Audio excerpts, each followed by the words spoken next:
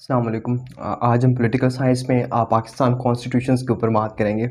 तो ये political science का बहुत इंपॉर्टेंट टॉपिक है जिसके अंदर हम पाकिस्तान के तीनों कॉन्स्टिट्यूशंस 1956, 1962 एंड 1973 इनका कंपैरिजन करेंगे। मुख्तलिफ पर्सपेक्टिव्स में हम इसका कंपैरिजन करेंगे, लाइक इस्लामिक प्रोविजंस इन तीनों कॉन्स्टिट्यूशंस में किस तरह जो थी इनकी जो है डिस्ट्रीब्यूशन हुई थी, या किस तरह से इनको जो है इनकलकेट किया गया था, इंटीग्रेट किया गया था इन कॉन्स्टिट्यूशंस के अंदर।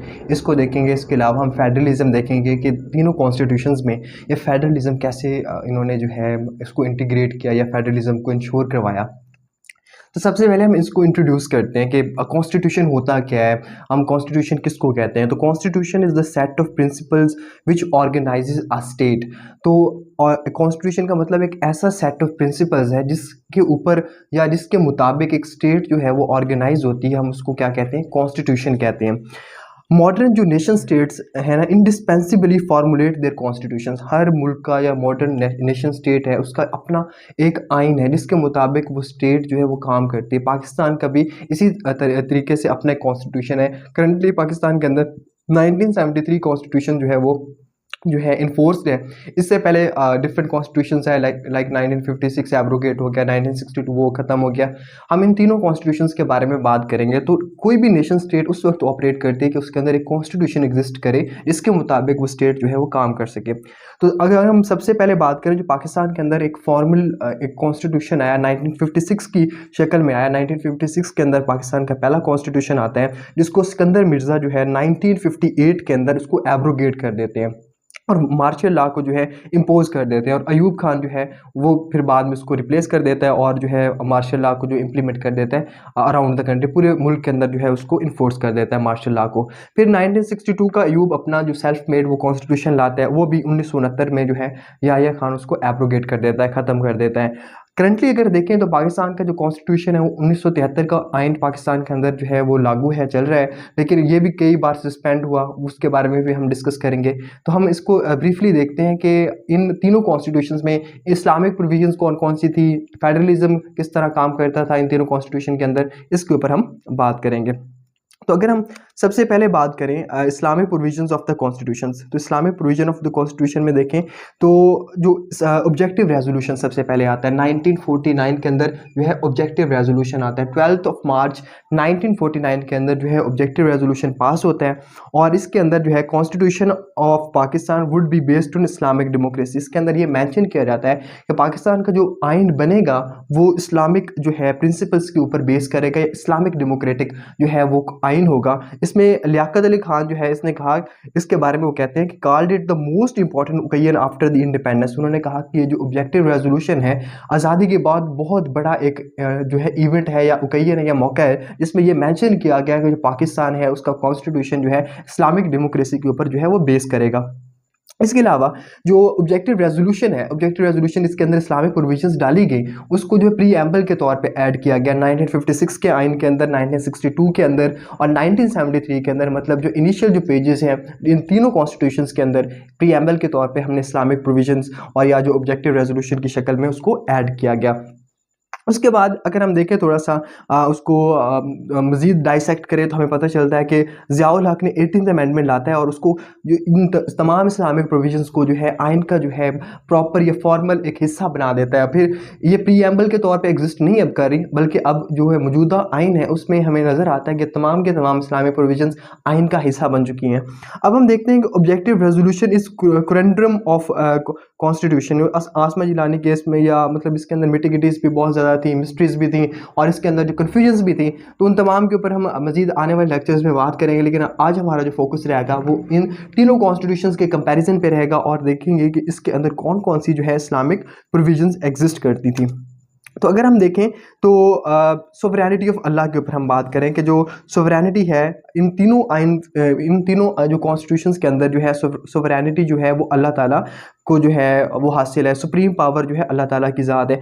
All constitution enshrined in them the sovereignty of Allah in entirety, in its entirety. Sovereignty हम किसको कहते हैं? सुप्रीम पावर को। इसके ऊपर कोई पावर नहीं हो उसको हम जो है सोवरन कहते हैं। तो अल्लाह ताला की ज़ात सोवरन है, लेकिन अल्लाह ताला की जो ज़ात है उसने अपनी सोवरेनिटी को डेलीगेट किया है लोगों की तरफ, ताकि जो है वो एक्सरसाइज कर सके पावर को और मुल्क के मामलात को चला सकें। ये जो सोवरेनिटी बिलोंग्स टू अल्लाह है, ये रिजेक्शन है वेस्टर्न जो नोशन है लिबरल सेकुलर डेमोक्रेसी, जो लिबरल जो सेकुलर डेमोक्रेसी उसके बिल्कुल ऑपोजिट है ये वाला कंसेप्ट जो हमारे पाकिस्तान के कॉन्स्टिट्यूशन में एग्जिस्ट करता है, जिसमें हम कहते हैं कि सोवरेनिटी अल्लाह के पास है। लेकिन दूसरे जो वेस्टर्न डेमोक्रेसीज है वहाँ पे जो वो सोवरन है वो लोगों को मानते हैं, और वो जो उनकी वो जो दीन को जो है पॉलिटिक्स से अलग रखते हैं। तो ये कंसेप्ट हमारे डेमोक्रेटिक सिस्टम का जो कंसेप्ट है उनकी जो वेस्टर्न डेमोक्रेसीज है उनसे डिफरेंट है। Enshrined the principle of Islamic democracies as envision by the philosophy of Allama Iqbal. तो हमें जो है जैसे अल्लामा इकबाल ने हमें फ़लसफ़ा दिया उसके मुताबिक जो है सोवरेनिटी जो है सुप्रीम पावर किसके पास है? अल्लाह के पास है। तो इन तीनों आइन के अंदर हमें नज़र आता है कि जो सोवरन है या सुप्रीम पावर है या ओमनीपोटेंट या ओमनी प्रेजेंट जो ताकत है वो अल्लाह ताला की ज़ात है। तो ये पहला जो एक इस्लामिक प्रोविजन थी जो तीनों आइन्स के अंदर हमें, तीनों कॉन्स्टिट्यूशंस के अंदर हमें नज़र आती है। जो थर्ड जो इम्पॉर्टेंट जो है प्रोविज़न है इन तीनों कॉन्स्टिट्यूशंस के अंदर वो है इसके अंदर इस्लामिक रिपब्लिक ऑफ पाकिस्तान। 1956 के अंदर जो सबसे पहले जो एक वर्ड इस्तेमाल हुआ इस्लामिक रिपब्लिक ऑफ पाकिस्तान का नाम इस्तेमाल हुआ कि पाकिस्तान का जो पूरा नाम है क्या होगा? Islamic republic of Pakistan. लेकिन जो कॉन्स्टिट्यूशन था 1956 उसके अंदर पाकिस्तान का जो स्टेट रिलीजन है उसको इस्लाम को डिक्लेयर उस वक्त नहीं किया गया था। लेकिन बाद में आने वाले जो आइन थे 1962 है या 1973 उसके अंदर जो है इस्लाम को स्टेट रिलीजन डिक्लेयर कर दिया गया। अगर हम फोर्थ प्रोविजन की बात करें कि इनमें इस्लामिक प्रोविजन और इन तीनों कॉन्स्टिट्यूशन में एक चौथी कौन सी एग्जिस्ट करती थी और किस तरह एग्जिस्ट करती थी, तो Muslim head of the state. इनमें मेंशन किया गया कि the head of the state directing Islamic principles must be a Muslim, कि जो रियासत का जो सदर होगा या हेड होगा वो कौन होगा? मुसलमान होगा। 1962 में कहा गया required the president to be the Muslim, के जो 1962 में कहा गया कि जो प्रेसिडेंट होगा वो मुसलमान होगा। तो स्पॉइलर जो थे there was no mention of the prime minister, तो वहाँ पे उन्होंने कहा कि प्राइम मिनिस्टर का मेंशन है इसलिए प्राइम मिनिस्टर नॉन मुस्लिम हो सकता है। लेकिन बाद में जो है उसको चेंज करके ये कहा गया कि जो प्राइम मिनिस्टर है 1973 के आइन के अंदर कहा गया कि प्राइम मिनिस्टर का मुसलमान होना भी लाजमी है और प्रेसिडेंट का मुसलमान होना भी लाजमी है। तो हमने देखिए तीन चीज़ें हमें जो इंपॉर्टेंट चीज़ें हमने देखी, sovereignty belongs to Allah, Islamic republic of Pakistan. तो ये तीनों आइन जो कॉन्स्टिट्यूशन के अंदर एग्जिस्ट कर रहे हैं लेकिन डिफरेंट वेज के अंदर कर रहे हैं। मतलब लाइक सोवरेनिटी बिलोंग्स टू अल्लाह ये तो तीनों में सेम है, लेकिन इस्लामिक रिपब्लिक ऑफ पाकिस्तान का वर्ड 1956 में सबसे पहले इस्तेमाल हुआ। बाकी कॉन्स्टिट्यूशन के अंदर जो है स्टेट रिलीजन इस्लाम था, लेकिन 1956 के अंदर जो है स्टेट रिलीजन इस्लाम को डिक्लेयर नहीं किया गया था। इसके अलावा हमने कहा मुस्लिम हेड ऑफ द स्टेट के बारे में कहा कि पहले 1962 के अंदर जो हेड ऑफ द स्टेट या प्रेसिडेंट के बारे में कहा गया कि वो मुसलमान होगा, लेकिन वहाँ पे जो स्पॉयलर्स से उन्होंने एक्सप्लॉइट किया, उन्होंने कहा कि प्राइम मिनिस्टर फिर नॉन मुस्लिम हो सकता है। लेकिन बाद में जो अमेंडमेंट्स या जो उसके अंदर चेंजेस ला के 1973 के अंदर ये डिक्लेयर कर दिया गया कि प्राइम मिनिस्टर हो या चाहे प्रेसिडेंट हो उन दोनों का मुसलमान होना लाजमी है। मज़ीद अगर हम देखें कि इन तीनों कॉन्स्टिट्यूशंस के अंदर और इस्लामिक प्रोविजन कौन सी ऐड की गई, तो वो थी Islamic way of life. Islamic way of life से क्या मुराद है? इसका मतलब है steps were taken to enable Muslims to order their lives individually and collectively according to Islamic values. इसमें कहा गया कि कोई भी मुसलमान आज़ादी से इंडिपेंडेंटली अपने जो है राइट्स है कि वो इस्लाम को जो है प्रैक्टिस कर सकता है, और उसके लिए आसानियाँ पैदा की गई कि वो इस्लाम जो है उसको अपने मज़हब को फॉलो कर सके, इस्लाम के ऊपर अमल कर सके, और उसके लिए चाहे इंडिविजुअल लेवल पे हो या कलेक्टिव लेवल पे हो कि वो इस्लामिक वे ऑफ लाइफ जो है उसके लिए वो आसानी पैदा की गई। इसके अलावा सिक्स जो पॉइंट है वो है सुप्रीमेसी ऑफ इस्लामिक लॉ। कोई भी लॉ ऐसा नहीं हो सकता जो कुरान और सुन्नत के अगेंस्ट हो। कोई भी अगर लॉ ऐसा एग्जिस्ट करता है उसको जो है चेंज किया जाएगा और उसको कंफर्म किया जाएगा कुरान और सुन्नत के मुताबिक, और कोई नया लॉ ऐसा नहीं बनाया जाएगा जो कुरान और सुन्नत के कॉन्ट्रडिक्टरी हो। तो ये सिक्स्थ प्रोविजन थी इन तीनों कॉन्स्टिट्यूशंस के अंदर हमें नज़र आती है। अगर हम सेवंथ प्रोविजन की बात करें तो वो है ऑर्गेनाइजेशन ऑफ ज़कात एंड वक्फ। एक ऑर्गेनाइजेशन बनाएगी ज़कात एंड वक्फ के नाम से। अब इसमें क्या था और इसका काम क्या था? अगर हम इसको देखें, इसके जो फंक्शनिंग है 1962 और 1973 के जो आइन के अंदर ये स्टिपुलेट किया गया कि ऑर्गेनाइजेशन ऑफ ज़कात एंड वक्फ मस्ट बी इंश्योर्ड। तो वो क्या होगा कि वो ज़कात और वक्फ को इंश्योर किया जाएगा आइन के मुताबिक।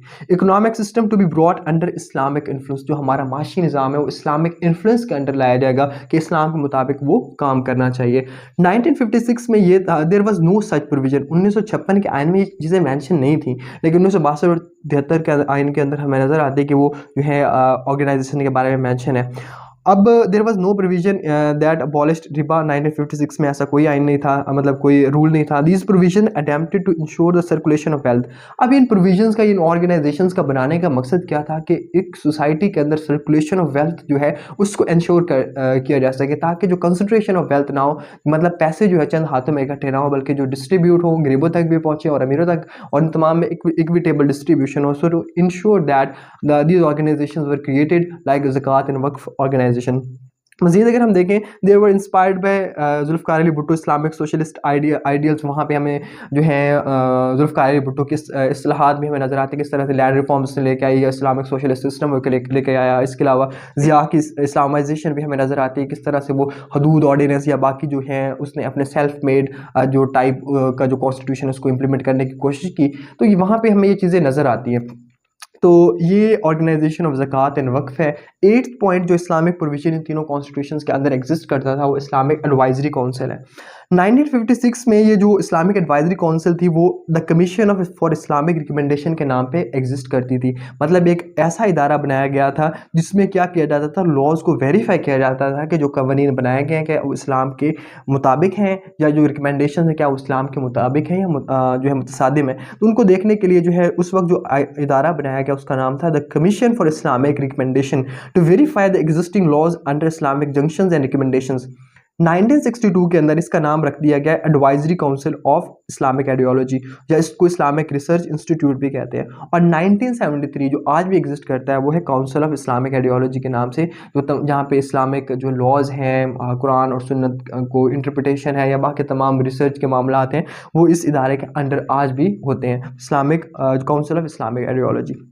अगर हम 9th प्रोविजन पे आ जाएं कि जो 9th प्रोविजन है उसके अंदर क्या मेंशन किया गया। 9th प्रोविजन के अंदर जो teachings of Quran and Arabic, अब उसके अंदर ये था कि 1962 के अंदर ये कहा गया कि जो टीचिंग्स है कुरान और इस्लामियात की वो मुसलमानों को जो है वो नेसेसरी जो है कंपलसरी करार दिया गया कि जो मुसलमान हैं उनको कुरान और इस्लामियात की तालीम देना है वो लाजमी है। फिर 1973 में कहा गया कि अरेबिक को जो है उसको भी पढ़ाना लाजमी है, और जो प्रिंटिंग में एरर्स हैं उनको ठीक करना है, और जो पब्लिशिंग है कुरान की तो टू द अबव लिस्ट। अब जो है कुरान की पब्लिशिंग, इसके अलावा इस्लामियात को पढ़ाना, अरेबिक को पढ़ाना, इन दोनों आइन्स के अंदर हमें नज़र आता है। 1956 में इस तरह कोई मेंशन नहीं है, लेकिन 1962 के अंदर और 1973 दोनों आइन के अंदर हमें नज़र आता है कि 1962 के आइन के अंदर कहा जाता है कि कुरान और इस्लामियात की तालीम दी जाए। फिर उसके बाद 1973 के अंदर अरेबिक को भी ऐड कर दिया जाता है। इसके अलावा अगर हम देखें तो डेफिनेशन ऑफ मुस्लिम, अब इन जो पहला कॉन्स्टिट्यूशन था 56 और 62 का उसमें मुसलमान की डेफिनेशन नहीं दी गई थी, लेकिन 1973 के अंदर मुसलमानों की जो है मुसलमान कौन है उसकी डेफिनेशन दी गई। उसमें कहा गया a person who believes in the unity and oneness of Allah and in the absolute and unqualified finality of the prophethood of Muhammad peace be upon following the Ahmadiyya issue. अब देखें उसमें कहा गया कि जो बंदा अल्लाह ताला की यकजानगत एक होने पे ईमान रखता है और हज़रत मोहम्मद सल्लल्लाहु अलैहि वसल्लम को आखिरी नबी मानता है वो मुसलमान है। ये उस वक्त हुआ जब अहमदिया इशू हुआ, जो मिर्ज़इयों का जो मसला जो है राइज़ हुआ, उसके अंदर जो क्योंकि वो आप वसल्लम को आखिरी नबी नहीं मानते थे, दैट्स वाई जो है उनको जो है नॉन मुस्लिम डिक्लेयर किया गया। तो यहाँ पे जो मुसलमान होने के लिए लाजमी, एक तो आप अल्लाह की जो है वहदानियत पे आपको यकीन होना चाहिए, दूसरा आपको यकीन होना चाहिए आप इस बात को जो है डिक्लेयर करें कि हज़रत मोहम्मद सल्लल्लाहु अलैहि वसल्लम अल्लाह ताला के आखिरी नबी हैं। तो ये डेफिनेशन ऑफ मुस्लिम जो है हमें नज़र आती है। इसके अलावा 11th जो पॉइंट है इस्लामिक प्रोविजंस में वो है friendly relation with the Islamic states. हमारे आइन के अंदर मौजूद है कि हमने जो है बरादराना ताल्लुकात बनाने हैं इस्लामिक स्टेट्स के साथ। All constitutions mention to endeavour to strengthen the bonds of unity among Muslim countries, कि हमने सऊदी अरेबिया के साथ, ईरान, बाकी जितने भी मुसलमान ममालिक हैं उनके साथ हमने बरादराना ताल्लुकात को कायम रखना है। इसके अलावा जो 12th पॉइंट है उसके अंदर जो है जो इनमें मेंशन है इन तीनों में, इनमें जो prevention of morally repugnant activities, जो मॉरली इमोरल एक्टिविटीज़ है उनको ममानियत की गई इन तीनों आइन के अंदर, इन तीनों कॉन्स्टिट्यूशंस के अंदर। कौन कौन सी चीज़ें मना की गई? गैम्बलिंग को मना किया गया, कंजम्पशन ऑफ अल्कोहल उसको मना किया गया, printing and publication of pornography को मना किया गया, display of obscene literature in तमाम को मना किया गया। तो जो भी रिपग्नेंट एक्टिविटीज़ उन तमाम को जो है उसके अंदर जो है प्रोहिबिट किया गया। तो ये हमने 14 पॉइंट्स देखे जो बहुत इंपॉर्टेंट थे। उसके अंदर हमने देखा कि ये तीनों आयन के अंदर किस तरह से इस्लामिक प्रोविजंस एग्जिस्ट करती थी। हमने ऑब्जेक्टिव रेजोल्यूशन के ऊपर बात की, हमने कहा सोवरेनिटी बिलोंग्स टू अल्लाह, हमने इस्लामिक रिपब्लिक ऑफ पाकिस्तान जो है हमारी रियासत का नाम दिया गया, मुस्लिम हेड जो है वो मुसलमान होना चाहिए, उसका जो हेड ऑफ स्टेट जो है मुसलमान होना चाहिए, इस्लामिक वे ऑफ लाइफ पे बात की। इसके अलावा हमने कहा कि सुप्रीमेसी किसकी होती है? इस्लामिक लॉ की होनी चाहिए। ज़कात एंड वक्फ ऑर्गेनाइजेशन के ऊपर हमने बात की, एडवाइजरी काउंसिल के ऊपर बात की कि आज जो है काउंसिल ऑफ इस्लामिक आइडियोलॉजी की काउंसिल जो है एग्जिस्ट करता है पाकिस्तान के अंदर। अब टीचिंग ऑफ कुरान और अरबिक के बारे में बात की, friend relation of Muslim states. इसके अलावा हमने कहा कि रिपग्नेंट जो एक्टिविटीज़ उनको प्रोहिबिट किया गया तीनों आइन के अंदर। तो ये सारी की सारी जो है इस्लामिक प्रोविजंस हमें नज़र आती हैं। अब हम एक जो दूसरा एस्पेक्ट है कॉन्स्टिट्यूशन का उसके ऊपर हम बात करें जो बहुत ही इंपॉर्टेंट है, वो है फेडरलिज्म अंडर 1956, 1962 एंड 1973 कॉन्स्टिट्यूशन की। हमने बात करेंगे कि इन तीनों आइन के अंदर जो है फेडरलिज्म किस तरह एग्जिस्ट करता था या फेडरलिज्म कैसे वर्क करता था, इसके ऊपर हम बात करेंगे। हम 18th अमेंडमेंट के ऊपर भी बात करेंगे लेकिन आने वाले लेक्चर्स में, लेकिन अभी जो हमारा जो फोकस होगा हम फेडरलिज्म को इसके ऊपर जो हम बात करेंगे। तो फेडरलिज्म पे अगर हम बात करें तो फेडरल एस्पेक्ट अंडर 1956 अब सबसे पहले तो हमें पता होना चाहिए हम फेडरलिज्म कहते किसको है। फेडरलिज्म का मतलब है refers to compound form of government combining central government with regional government in a single political system, कि एक ऐसा सिस्टम, कंपाउंड सिस्टम जिसके अंदर सेंट्रल गवर्नमेंट एक होती है, रीजनल गवर्नमेंट्स होती हैं और एक पॉलिटिकल सिस्टम के अंदर, एक सिंगल सिस्टम के अंदर जो काम कर रही होती है, कॉन्स्टिट्यूशन डिसाइड कर रहा होता है कि किसकी कितनी बाउंड्रीज है, किसकी कितनी पावर्स है, उसको हम क्या कहते हैं? फेडरलिज्म कहते हैं। अब जो फेडरलिज्म होती है इसके अंदर जो सेंटर होता है वो कमज़ोर होता है और देन द यूनिटरी सिस्टम, और इसके अलावा सेंट्रल जो गवर्नमेंट यहाँ पे होती है वो मजबूत होती है एज़ कम्पेयर टू कन्फेडरेशन। तो ये इसका जो कंपेरिजन अगर हम देखें तो अगर हम फेडरल एस्पेक्ट देखें अंडर 1956 कॉन्स्टिट्यूशन के, 1956 कॉन्स्टिट्यूशन के अंडर जो है फेडरल एस्पेक्ट्स कौन कौन से एग्जिस्ट कर रहे थे, तो उनमें सबसे पहला अगर पॉइंट है यूनिकैमरल लेजिस्लेचर। वहाँ पे जो है यूनिकैमरल था, एक हाउस था, वहाँ पे 1 यूनिट पॉलिसी थी जो मोहम्मद अली बोगरा ने 1954 से जो है 1970 तक ये यूनिकैमरल सिस्टम जो है चलता है। तो इसके अलावा ऑल पावरफुल उनका जो सेंटर था 1956 के अंदर वो मजबूत था, पावरफुल सेंटर था। Unilateral declaration of emergency in the provinces, उनके पास पावर थी कि यूनिलैटरली जो है एमरजेंसी को डिक्लेयर कर सकते थे प्रोविंसेस के अंदर। इसके अलावा जो प्रेसिडेंट था उसको कौन इलेक्ट करता था? उसको इलेक्टोरल कॉलेज इलेक्ट करता। जुडिशरी जो थी उसके पास जुडिशियल रिव्यू लेने की पावर थी। उर्दू और बंगाली नेशनल लैंग्वेजेस थी वहाँ उस वक्त। और जो under the leadership of Chaudhry Muhammad Ali जो कॉन्स्टिट्यूंट असेंबली थी उसने अडॉप्टेड द कॉन्स्टिट्यूशन, उसने कॉन्स्टिट्यूशन को कब अडॉप्ट किया? 1956 के अंदर किया। तो ये कुछ फेडरल एस्पेक्ट्स है 1956 कॉन्स्टिट्यूशन के। अब हम कुछ मजीद देख लेते हैं कि इसके अंदर और क्या क्या चीज़ें मेंशन थी या 1962 के अंदर कौन कौन सी बातें की गई, इसके ऊपर हम बात करते हैं। अब अगर हम बात करें कि 1962 कॉन्स्टिट्यूशन के अंदर क्या कहा गया, उसमें कॉन्स्टिट्यूंट जो यूनिट्स थे 1 यूनिट पॉलिसी जो है वो जारी रही, और इसके अलावा जो नेचुरल डिवीजन थी ना, demanded into at least 4 units in the west Pakistan. Natural division में तो वो मांग रहा था कि 4 हिस्सों में तकसीम कर देना चाहिए वेस्ट पाकिस्तान को, लेकिन उस वक्त 1 यूनिट पॉलिसी को कंटिन्यू रखा गया। स्ट्रॉन्ग सेंटर जो था, जो प्रोविंसेस थे had nominal power with respect to the centre, उसमें भी सेंटर पावरफुल था 1962 के कॉन्स्टिट्यूशन के अंदर भी। और जो constitution enumerated the power of the central government while the rest of the power were given to the provinces. जो रेजिडुअरी पावर थी वो किसके पास थी? प्रोविंसेस के पास थी, और जो बाकी मेन पावर थी वो किसके पास थी? सेंट्रल गवर्नमेंट के पास थी। मजीद यूनिकैमरल था, एक ही हाउस इसके अंदर था।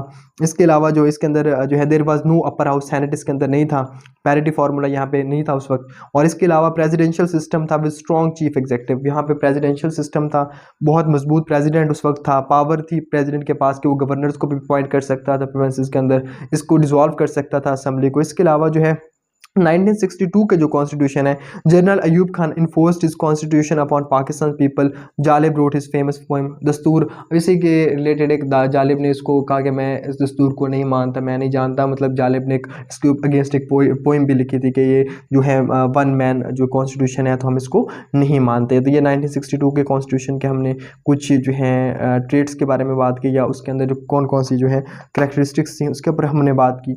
अब हम 1973 कॉन्स्टिट्यूशन के ऊपर आ जाते हैं कि इसके अंदर फेडरलिज्म कैसे एग्जिस्ट करता है। इसके अंदर 18th अमेंडमेंट से पहले पहले हम बात करेंगे। 18th अमेंडमेंट के बाद बहुत सी चेंजेस हुई हैं, उसके ऊपर भी हम बाद में आने वाले लेक्चर्स के अंदर बात करेंगे। अब इसके अंदर लिस्ट जो थी, दो तरह की लिस्ट एग्जिस्ट करती थी। वन जो 1971 में हमसे बांग्लादेश फॉल ऑफ ढाका के बाद जो दो तरह की लिस्ट रह गई, एक फेडरल लिस्ट और कंकरेंट लिस्ट। फेडरल लिस्ट वो थी जिसके अंदर फेडरल जो लेजिस्लेचर था वो लेजिस्लेट कर सकता था, कवानीन बना सकता था, और कंकरेंट लिस्ट वो होता था थी जो जिसमें फेडरल और प्रोविंशियल दोनों ही लेजिस्लेट कर सकती थी। और अगर कोई लड़ाई होती थी, जो फेडरल लेजिस्लेचर थी उसकी पावर जो थी वो ज़्यादा थी और वो डोमिनेट करती थी।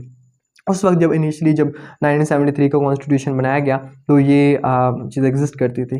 फिर एक काउंसिल ऑफ कॉमन इंटरेस्ट बनाया गया। उसका मसला मकसद ये था कि जो सेंटर और प्रोविंसेस के दरमियान मामलात हैं या लड़ाई झगड़े हैं उनको सॉल्व करना। अब काउंसिल ऑफ कॉमन इंटरेस्ट में कौन कौन लोग थे? प्राइम मिनिस्टर था, चीफ मिनिस्टर थे, 3 मेंबर जो नॉमिनेट करता था प्राइम मिनिस्टर, मतलब टोटल 8 जो लोग थे मतलब इसके अंदर थे। और इसके अलावा 18th अमेंडमेंट आने के बाद इस काउंसिल ऑफ कॉमन इंटरेस्ट को हर 90 दिन के बाद मिलना होता था कि अगर कोई मसाइल हैं तो वो अपने हल कर लें। तो ये चीज़ हमें नज़र आती है 1973 कॉन्स्टिट्यूशन के अंदर। मज़ीद अगर हम बात करें कुछ कैरेक्टरिस्टिक्स की, तो ये बाई कैमरल लेजिस्लेचर, इसके अंदर 2 हाउस हैं, एक लोअर हाउस एक अपर हाउस। अपर हाउस सेनेट है, सेनेट में पैरिटी फार्मूला है, मतलब तमाम जो सूबे हैं चाहे बड़ा है कोई छोटा है उसको इक्वली रिप्रेजेंटेशन दी गई है। और जो नेशनल असम्बली है वहाँ पे पॉपुलेशन बेसिस पे सीट्स की डिस्ट्रीब्यूशन है। इसके अलावा पार्लियामेंट्री सिस्टम था, इसमें जो प्रेसिडेंट था वीक था, प्राइम मिनिस्टर स्ट्रॉन्ग था। और इसके अलावा जो है 18th अमेंडमेंट के बाद जो 58(2) भी ख़त्म हो गया, जिससे जो प्रेसिडेंट है वो डिसॉल्व नहीं कर सकता जो है नेशनल असम्बली। तो इससे जो है प्रेसिडेंट को वीक कर दिया गया और जो पार्लियामेंट थी उसको स्ट्रॉन्ग कर दिया गया। इसके अलावा अगर मज़ीद जो है इसके करैक्टरिस्टिक्स हम 18th अमेंडमेंट के ऊपर बात करेंगे। तो अभी के लिए हम इसको वाइंड अप करते हैं। तो हमने आज देखा कंपैरिजन बिटवीन 3 कॉन्स्टिट्यूशन 1956, 1962 एंड 1973, उसकी इस्लामिक प्रोविजंस देखी। फिर हमने देखा कि फेडरलिज्म इन तीनों कॉन्स्टिट्यूशंस के अंडर कैसे वर्क करता है। तो होप सो आपको पाकिस्तान कॉन्स्टिट्यूशंस का कंपैरिजन समझ आ गया होगा। और अगर कोई क्वेरी है, कोई क्वेश्चन है, तो आप कमेंट बॉक्स में मेंशन कर सकते हैं। Thank you.